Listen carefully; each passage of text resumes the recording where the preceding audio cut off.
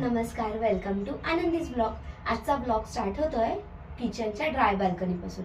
Actually ही dry balcony साधी होती, पुढच्या साईडला त्याचं एक्सटेन्शन नव्हतं, पण आम्हाला जागा कमी पडत होती आणि आनंदी वरती चढून खाली वाकण्याची भीती होती। 6वा फ्लोअर असल्यामुळे खाली पडण्याची शक्यता असते, त्यामुळे आम्ही हे क्लोज करायचं ठरवलं। ऍक्च्युली सगळं स्लायडिंग वगैरे सगळंच लावून घेतलं, पण ह्याच्यामध्ये दोन ऑप्शन होते की एक इथंच करायचा, मग आपल्याला फक्त कुंड्यांचा एक ऑप्शन मिळाला असता, पण ह्याच्यामध्ये खालचा पण एक ऑप्शन होता की आम्हाला खालची यूज पण करता येईल, की जेणेकरून सामान ठेवता येईल।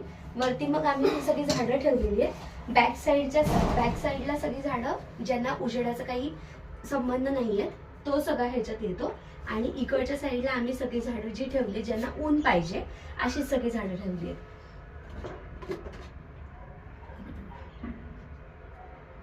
आता इकडच्या साईडला काही जास्वंद ठेवली आहेत, इथे दुपारभर ऊन असतं मस्त।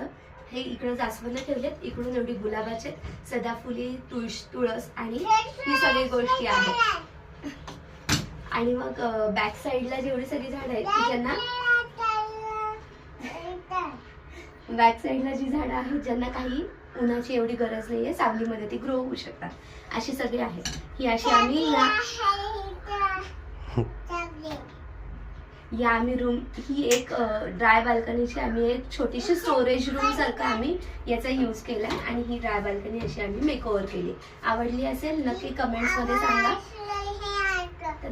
थँक्यू, तिकडे बघून सांग थँक्यू।